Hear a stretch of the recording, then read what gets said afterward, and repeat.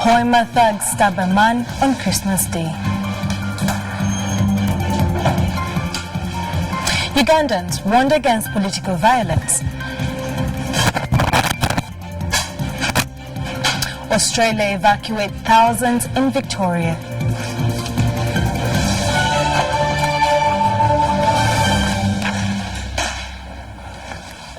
Uganda Red Cross Society has donated non-food relief items to Bududa mudslide victims. The relief aid that included blankets, cooking pots, plates and mugs were distributed at Bushika Secondary School in Bushika Sub-County. A Red Cross relief officer, Ibrahim Senyonga, cautioned the victims against selling the items that they've been given. The Presidential Initiative on Banana Development personnel also donated banana flour to the people affected by disaster in the districts of Bududa, Sironko and Bulambuli. The team was led by Presidential Initiative Officer Jeff Wambuka.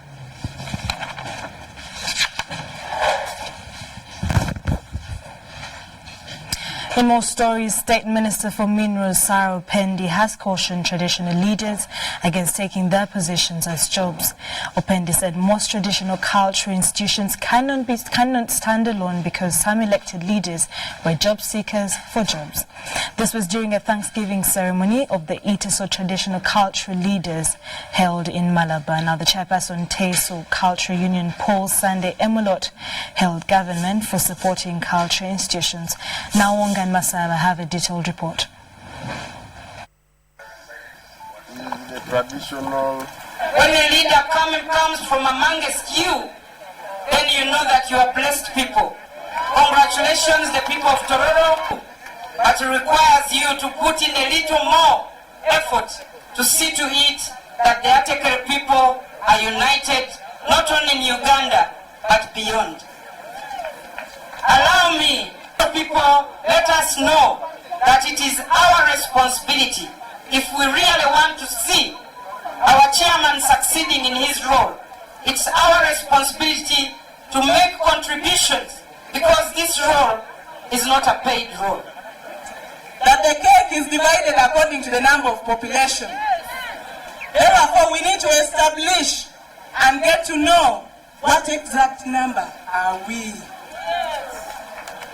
Above all, I want to request Structure is the traditional. In more stories, the police in Hoima hunting for suspected thugs who stabbed an 18-year-old man during Christmas celebrations. Amon Businga, a resident of Chigorobia Sub-County, was stabbed in the stomach as he returned from Christmas Day festivities. Now on the reports.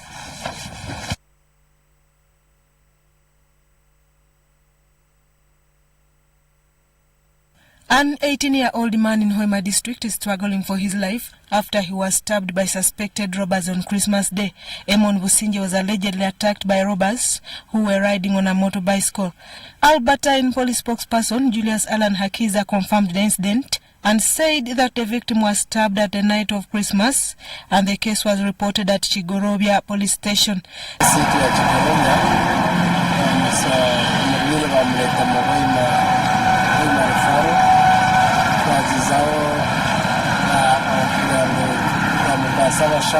Sunday William, the father of the victim, suspects that the attackers could have waylaid his son as he walked home after enjoying Christmas festivities.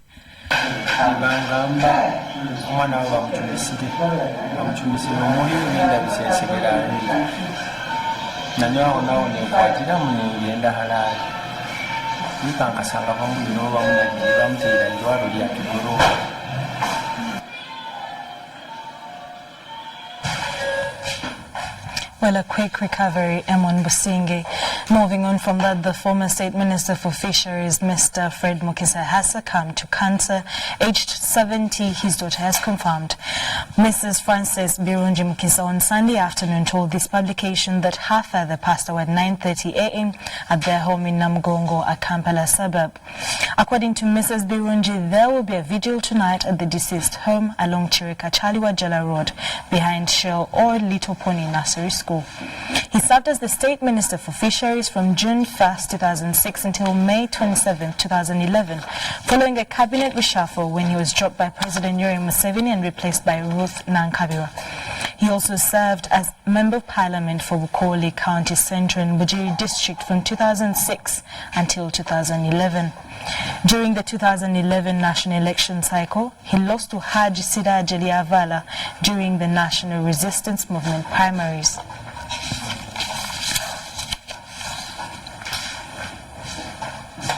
May his soul rest in eternal peace. In more news, a church in Iganga, which has been under construction since 1956, has now been finished and open to the public. The Bishop of Central Busoga Diocese, Patrick Wakula, commissioned All Saints Muera Church Iganga that has taken 63 years to complete. Take a look.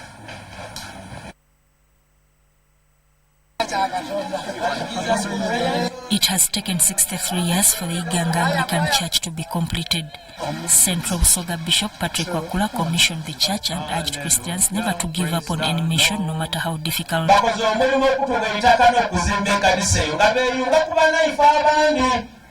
Amina. So sebo mwami kene yajde kanali gakuye. Maisana sebo kene twendo kwebaza Katonda. Katonda yabasoboze isa, Katonda yabakumye, Katonda ali kubakolera mu ebyamaani, nsaba nti tabalosa akawunti olwaliro kwebyo mukoze. He thanked the family of the late Waisa Musa King for fulfilling the dream of constructing the house of God. Bible eruka kasasa weno njaye malaika yabakoba ati mutatya. Gema kukumweno munga loti otatya. Mukobe noko okubirinkulira. Mukobe noko okusatu. Oti otatya kunjira mu mwaka 2022. Otatya kutandika ka business. Otatya kufuna bufumbo. Stephen Kinwaiso assured Christians that the church belongs to Church of Uganda. Already, Church of Uganda. For Church of Mbuyinza, nature kirimaina ga Church of Uganda. Kali fetu kizira kubuyinza nga family. Widow to the late Waisa King was hailed for uniting the church and ensuring completion of the construction.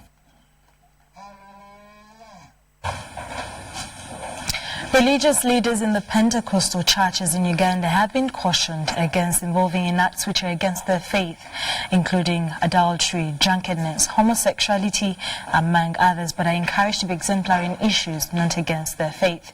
The Bishop of Nsanje Christian Fellowship Center, Wakiso District, Dr. Reverend Stephen Kayongo, made the remarks while officiating the ordination of 7 pastors, 2 diacons, 2 apostles, and 1 elderly in the church at the function held in Nsanje. Take a look.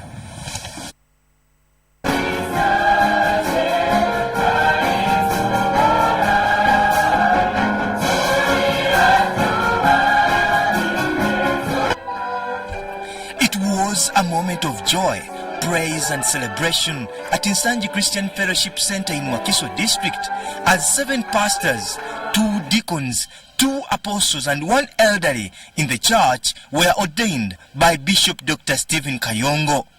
The ordination service started at 11 a.m. and was attended by a cross-section of pastors from various Pentecostal churches and various choirs.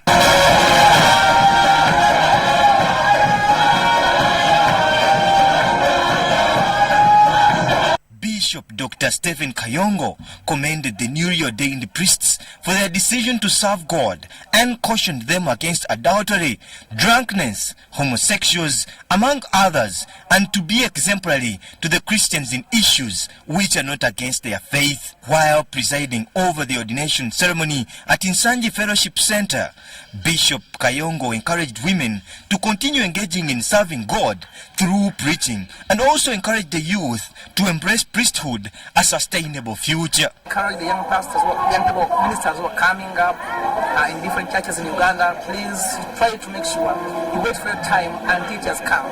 If we are not ordained, don't just go out and begin a ministry. First, wait for your pastors to realize your calling, and then they ordain you. After ordination, you can go and start a ministry. A lot of results from these pastors who are just ordained today, because we have trained them, we have nurtured them, we know them, and I'm sure after they go out in the field, they will be able to transform Uganda and make people shine as stars for Christ in this dark world.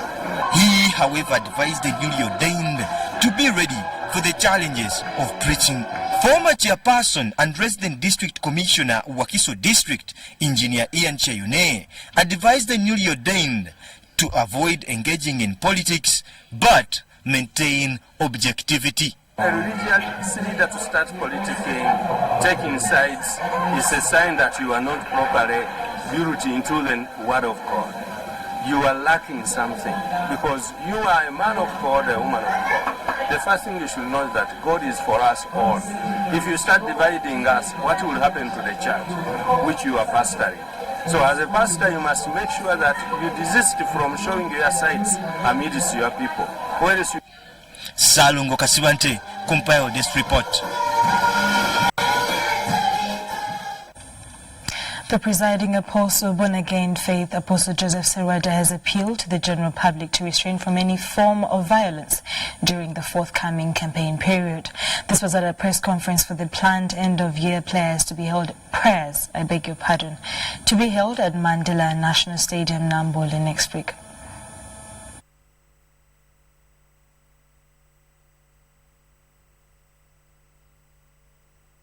With few days to usher in the new year 2020, religious leaders are organizing end-of-year prayers. The presiding apostle, born-again faith, Apostle Joseph Serwada, says there is need for repentance by individuals because many are losing faith for which they were called for. That the theme comes from there. It says, believe in the Lord your God and you will be established. Believe in his prophets and you will see prosperity come your way. We believe that the more we believe in God, the more we trust God and trust his servants, the more prosperity will come to our nation. This year, we will see remarkable, exceptional turnarounds. There are things that are going to turn around, and even you guys who are so skeptical won't be able to say that is not God. He urged the general public to restrain themselves from violence but rather observe tolerance. So everybody understands that violence is not needed. It's not needed. In many countries where civilization has taken root, elections are like a big game. Christians were assured of maximum security during the Passover festival, and by press time, police were surveying the stadium. Joseph Serwada also congratulated those who were recently gifted with ministerial posts, including Michana woman MP Judith Nabakova, who was appointed Minister for Information and National Guidance. I would like to welcome Honorable Minister Nabakova to the ministry. And I would like to urge her to streamline the UBC Media House to make it a public broadcast house. Public broadcast. The word national broadcaster is actually a wrong name or title for it. It's a public broadcast. Sudat Kai, UBC. Thank you, Sudat Kai. Moving on from that, the National Religious and Faith-Based Organization has called upon government to conduct a referendum on a bill that seeks to harmonize the governing structures for all religious organizations to be registered and established under one regulatory authority. Pastor Lozias Bujingo of the House of Prayer Ministries YC says people have varying views and we run a risk of being misunderstood as their representatives. Bujingo was preaching last Sunday of the year 2019 at his church, where he hosted a Nigerian gospel star and Pastor David Akeno Daniels. We are a faith that every one of us believes in and honors. So if it is to be a policy, let the national census take course, not the individuals who pose to think for the followers. Each one of us must have a vision in order to make it easier for even the nation. Our nation has a vision 2040. First it was 2020, now it's 2040. So when the national ideology is of a vision and individuals do not have a vision, the national ideology cannot go through. Let every one of you have a vision. We are inviting all of you to come to Canaan Land this 31st December with your vision books. We shall be thanking God, praising him and worshiping him, and then presenting our visions of 20 20. Don't wait for the president. He is doing his best. You got to do your own best. Don't wait for the president to bring money to you in the house and give you money. Wake up, look for a trade and do. Look for a business and do. There is something about you. There is something in your inside God has deposited. Any man God created, he put something that will make him great in life. So search for that thing. Don't sit back. Smoking will not help you. Taking alcohol will not help you. Following bad friends will not help you. What has helped me because I follow Christ. Look for prayer, a place where you can pray, where you can listen to the word of God.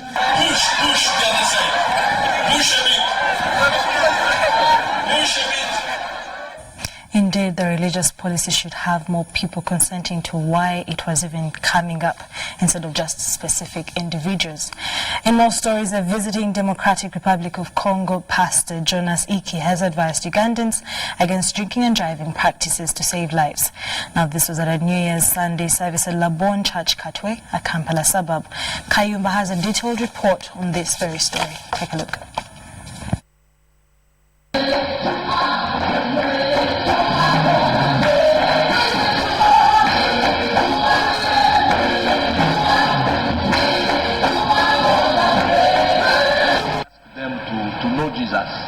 To accept Jesus in their life. That is good for them. Be blessed in the name of Jesus. Because we are here, Jesus come back soon. We must prepare our life to wish our people happy New Year. We love you and we appreciate you. That's why we are here, and we wish you the best. And if there is a lot of power of God that will move in this place, there is a prophecy, there is a prophetical message of the new year that we will receive. That's why we are welcoming you and wish you a happy new year.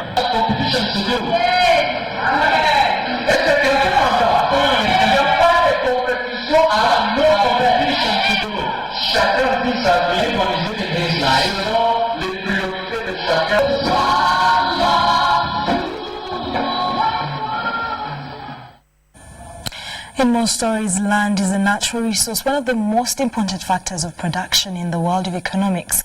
Its allocation, distribution and use is controlled by unfavorable factors, with vulnerable groups most affected. Now in Uganda, investment and poverty are responsible for land wrangles. The judiciary is at crossroads to resolve all cases related to land. Anybody, any broker, anybody comes to me that there is a land for sale, I said, stay away, I don't want. One can never miss listening to woes from persons affected by land conflicts. My lord, this title existed even before I lived. It existed before you did, and that's why you are an intruder. Land disputes have affected almost all parts of the country. Elderly persons have become victims of land evictions. I think some people can calculate. 90-year-old Anna Maria Pataleo of Napak district in Karamoja sub-region was displaced from over 40 acres of land by Lokong Israel, a business tycoon in Napak.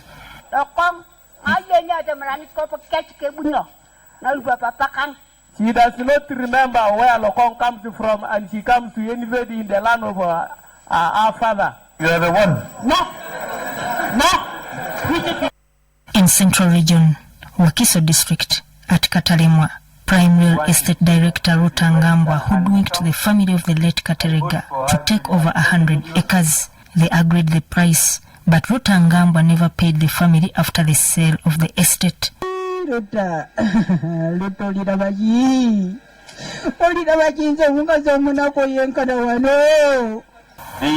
Why I hired an independent lawyer was give the professional advice. Where do you get this callousness to do these things? But my lord, where do you get this power? My lord, where do you get this authority? In Mubende district, an investor Abid Alam displaced tenants to start a sugarcane plantation. There was an incident of unknown thugs who went and invaded the family camp of Dr. Jacob Odong, a neighbor to the investor Abid Alam. and destroyed a number of his properties. Many were killed on orders of a bid as police turned away. We have not arrested any suspect up to now. A foreigner can own land, but not outside the city. You cannot go in a deep somewhere in Murende and buy land as a foreigner. In Arua district, West Nile sub-region, non-documentation of land, especially for churches and mosques, is common. Therefore, many people have lost land, as allegation of witchcraft takes center stage. You know, when they say you're a witch, first of all, you become, I want to say, powerless. Everybody actually deserts you. You become an outcast. That's one way of first of all, finishing you. All documentation is delayed, with many land titles displaced. The poor citizens suffer. Ugandans, do you think the area land boards should continue? Do you think the district land boards should continue? Is there something else we can do instead? Although the disarmament of the Karimojong brought peace in the region, it also escalated land disputes with the emergence of land grabbers in disguise of investment. And it's a huge bone of contention. Whose land was it after the insurgency? And I don't know whether we have answers yet. Decommissioning of the land used for mining is also a challenge in the region. There is a real fear that there are a lot of concessions that have been given away. It is like the whole land in that area has rights that have already been granted by the Ministry of Energy. And now people don't know what they're sitting on. Most of the land in Karamoja is actually a national game park. Either it's forest reserve or a national park. Now, that presents a big problem for people who are pastoralists, for people who want their land back. We were told about a community called the Tepeth. The Tepeth live on a central reserve, and I think also called Tepeth.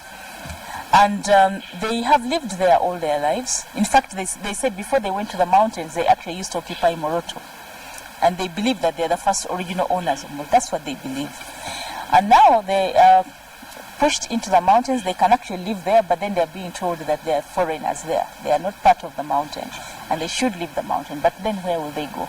However, green spaces affected physical planning of Arua. The Arua Hill, that hill will be a tourism attraction place for us. But now you can see that the physical for accommodation. On the question of land that was taken during the colonial period, Lumumba says it is the duty of government to take over it. I hold the view that the government must use its radical power to compulsorily acquire that land. And this is the politics that has engaged in land. Politicians that use their position to acquire land, and people owned lands in different parts of the country that they had never seen at all. They only had these title deeds. Land is a very emotive issue. The only next emotive issue after land is elections. But what could have been the solution to this problem? We must do something with our physical planning and begin to grow up as we deal with the question of land. And you have Justice Keter, how many judges do you have in the land division? 4. So he needs at least 6 years to dispose of the current load. Some cases are like peeling an onion. And as you peel the onion, you realize that there is some other information that you had not been privy to. And this means many people will lose land, more vulnerable people will lose land. But the whole problem lies squarely on the leadership, the members of parliament, the district leaders. Why should somebody come and buy 30,000 square miles in your area over which you have jurisdiction? Where are you going to put those people who are found on the land? You can actually find a person having a title to the Parliament of Uganda. Land is a key resource on which life rests For every activity to take place, land is required. I have not been able to hear of any single case where a poor person has access to justice. Despite efforts to turn into courts, there are over 500 land cases that have not been heard in court in the past 6 years. But the Commission of Inquiry into Land Matters instituted in 2016 has closed business, writing a report which will be presented to the appointing authority. Sudat Kai, UBC. Thank you so much, Sudat Kaye, for that wonderful story on land and how it's important and how justice is actually one of those things that they're looking at implementing. Now, UBC News Tonight will take a short commercial break and we'll have business news after this short break.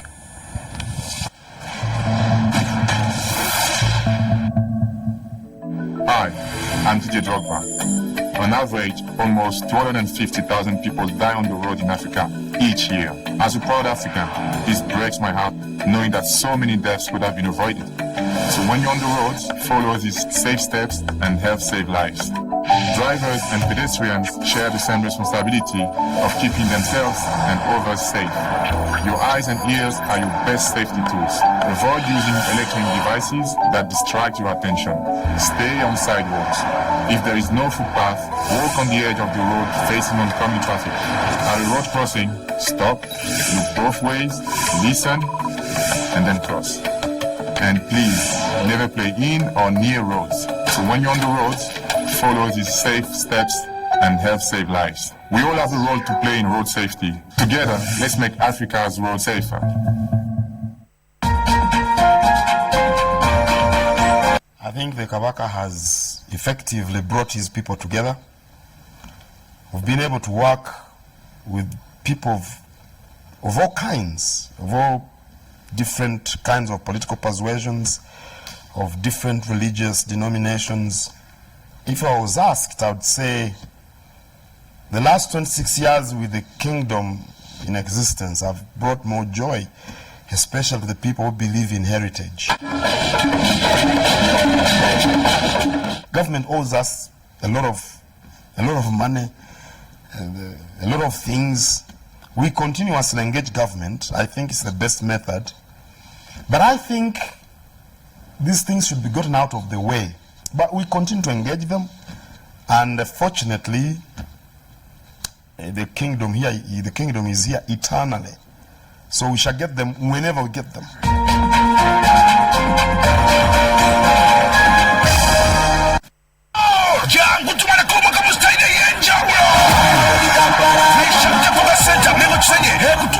The National Prayer Day. Ey'omulundi ogw'ekkuminena ekiro n'emisana omujjudde okubunyizibwa okusabirwa okubutola okutendereza n'okusinza ssaako fireworks kyamugete ku Bishop Dr. David Nepaza Ssemikiganda ng'alwamu n'abasumba balla bangi omuli Apostle Dr. Michael Kimuli, Apostle Dr. John Bunjo, Bishop Samuel Mutyabo okuva mu Boston mu America, Prophetess Caroline Roberts okuva e UK, Evangelist Nalugo Madina, Pastor Andreas Saman okuva e Germany, Prophet Charles King Brobary okuva e Ghana, n'abayimbi bangi kwolide Kampala mu kisaawe nga 3 December okuva ku ssabiri ez'okumakya mpaka enkeera ku makya okuyingira kwa bwele kibugiddwa. Everywhere you go, MTN.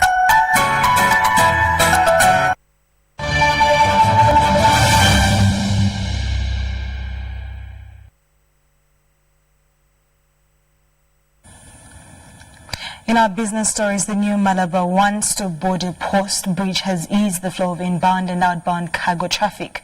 To be officially commissioned early next year, the bridge, the parking area, access roads and the electronic cargo clearance systems have enabled the clearance of at least 1,200 inbound trucks per day. Now, however, as Dennis Sigoa reports, the new developments have had a negative impact, socio-economic impact on the border community, who benefited immensely from congestion and manual clearance systems. Take a look.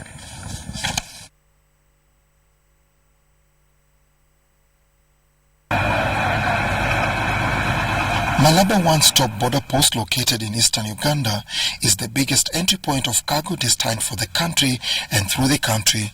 On average, the border post clears at least 1,000 to 1,200 incoming consignments in a day. Previously, before we had this exit road, we were using sharing the same road.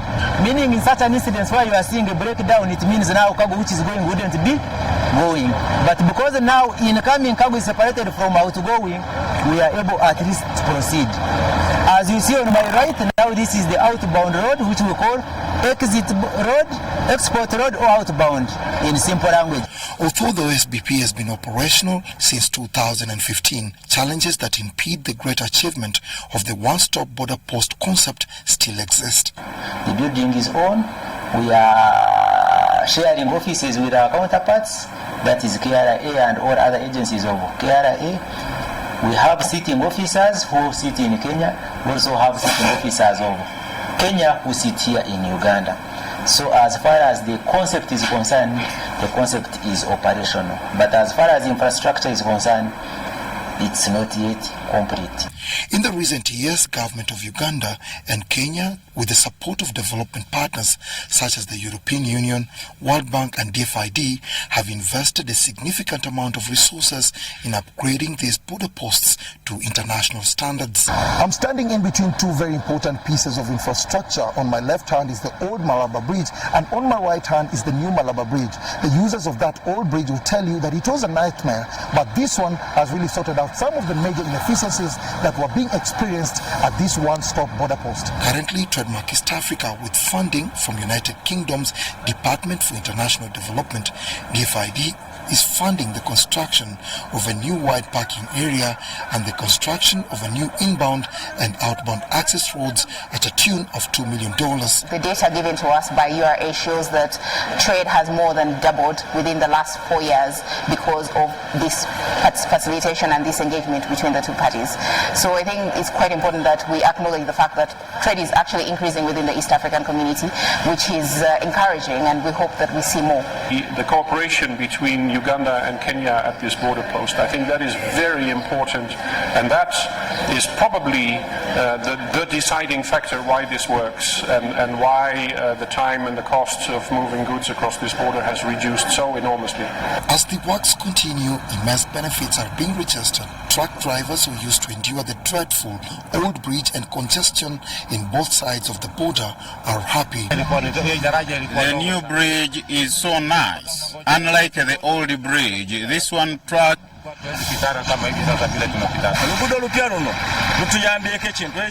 This bridge is the best. It was difficult to use the old one because it was slippery and too rough. However, the state-of-the-art OSBPs have in contrast affected livelihoods and is seen by the border community as an impediment to their socio-economic well-being, says Edmund Utebemberwa, a Uganda Revenue Authority customs supervisor. Business, if someone was taking here 2 weeks, he was splashing money all over. Hotel, accommodation, bars, restaurants, shoe shiners, all businesses are booming. But now that client who used to come and cause inflation, you are saying do not stop. It means it becomes bad news to the community. For locals and cross-border traders to appreciate the infrastructural developments, URA, in collaboration with other government agencies situated at the border, regularly conducts sensitization meetings. The community, as we are doing the OCBP trainings sponsored by JICA at the moment, we don't only concentrate on ourselves, we call the public and private sector. We call the LCs, right? Our LC 1, LC 2, the council, the mayors. We know the moment we preach the gospel through them, they will be the best people to go and put it down. We get the associations, border associations, cross-border women traders association, men, transporters, and we get the executives first and sensitize them slowly, and they come in. The Malaba and Busia one-stop border posts located on the northern corridor are the busiest in the region. However, with the standard gauge railway transport mode soon to be introduced in the entire northern corridor, cargo traffic is expected to decrease significantly at these key regional border crossings. Dennis Igoa for UBC Business.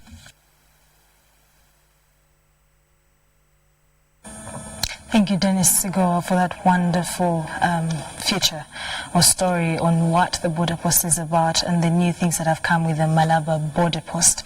In one news, the public was warned against buying huge chunks of land in the proposed oil pipeline route with an intention of profiteering.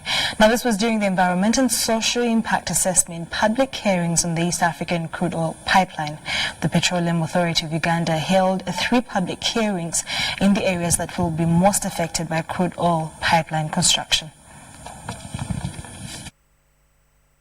The downstream phase of the oil and gas public hearing has commenced in Kakumiro district. The public turned up to interact with stakeholders in the East African crude oil pipeline drawn from the private and public sector. We are currently dealing with the East African crude oil pipeline. Is actually a commercialization project. So once this crude has been produced from the different fields, then it is taken through the feeder pipelines to a central hub in Kabale, and then subsequently for this project, in order to access the international markets, we have to have this pipeline so that the crude can now be exported through this pipeline to Tanga port. So the different projects have different EIAs, and we require different EIA certificates, and so these have been done separately. Kakumiro district is one of the 10 districts where the 296 kilometers heated pipeline will pass. State Minister of Energy and Mineral Development, Peter Lokeris, cautioned the public from buying big portions of land on the pipeline route with expectation of profiteering. People are buying huge chunks of land. I don't know why. So I was telling the people here, don't sell your land for nothing. Those of you where the pipe is passing, whatever you get as compensation, use it to develop your area adjacent to the pipeline. So we in Kampala, whenever we hear there is something to gain up country, that is when we all come from Kampala to try to buy. We say go slow that way. Some of the major concerns raised by the public is the delay in land compensation and environmental degradation. The issue of compensation is still a very big problem, because ever since people have already stopped them from using their land, that they have already earmarked the pipeline is going through here, but up to now those people have not yet been paid, and still they are not using their land.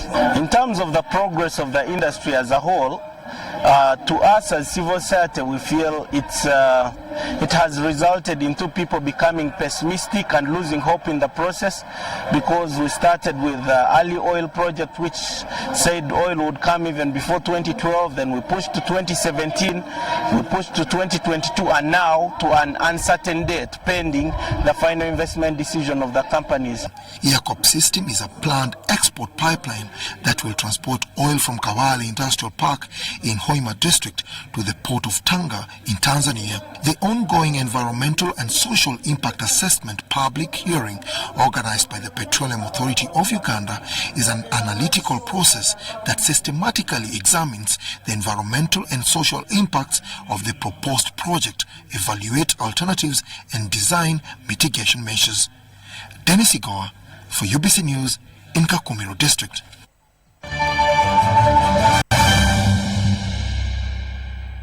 International stories. Tens of thousands of residents and holidaymakers in the Australian state of Victoria has been told to evacuate amid worsening bushfire conditions. Temperatures of over 40 centigrade or 104 Fahrenheit, strong winds, thunderstorms and a change of wind direction meant Monday would be a day of extreme danger, officials said. Emergencies Chief Andrew Crisp said those in the East Gippsland area should leave no later than Monday morning. More than 100 fires are continuing to burn across Australia. The biggest are raging near the city of Sydney, New South Wales, where more than 250,000 people have signed a petition calling for the New Year's Eve fireworks to be cancelled and the money spent on fighting fires.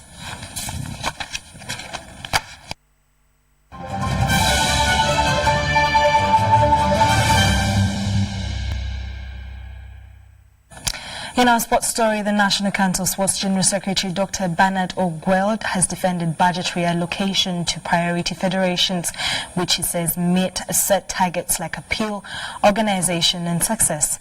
He's proud of achievements Uganda has received on the international scene and promises National Council Sports commitment towards further funding to ensure all federations benefit equally.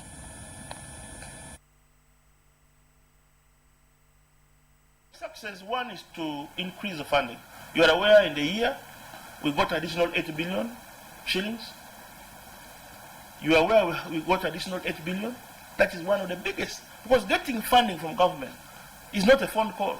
It's a lot of presentations, a lot of meetings, a lot of justifications, a lot of lobbying, which I did, and I'm very proud of that.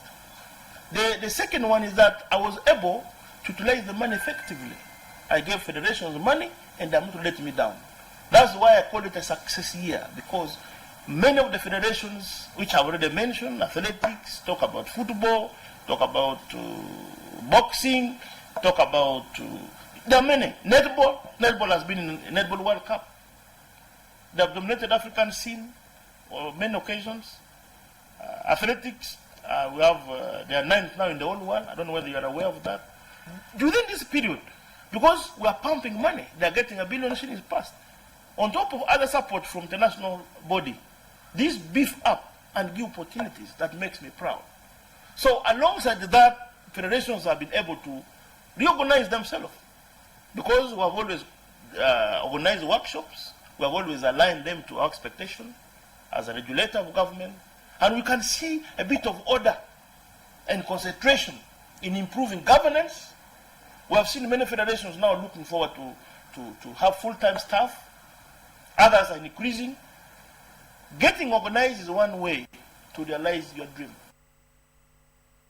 2020 is remarkable, exceptional turnarounds. And there is going to be a turnaround. Mwaka mulamba abadde agenda mu kuzikirira agende mu buwanguzi, abadde atambulira mu bwavu amangu atambulire mu bugagga.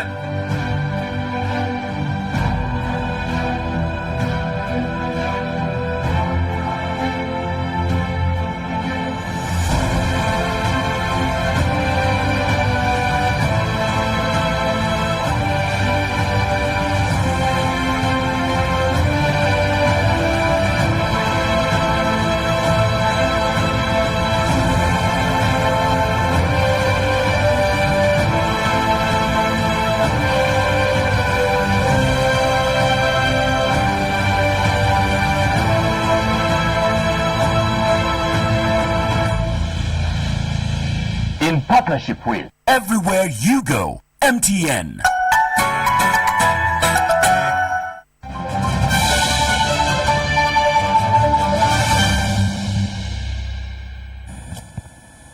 That brings us to the end of our news bulletin at 10 p.m. We'll take one final look at the headlines before we sign out.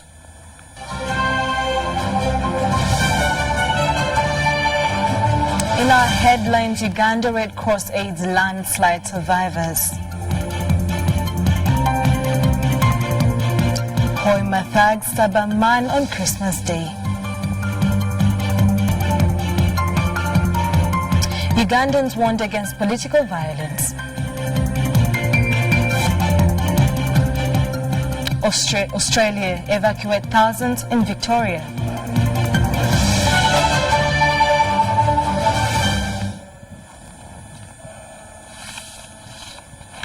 Thank you so much for watching UBC News tonight with me, Sharon Chamdisha Nakoni, Elizabeth on Sign Language. From the team and I, have a lovely night and have a great week ahead of you as you enter a new year 2020.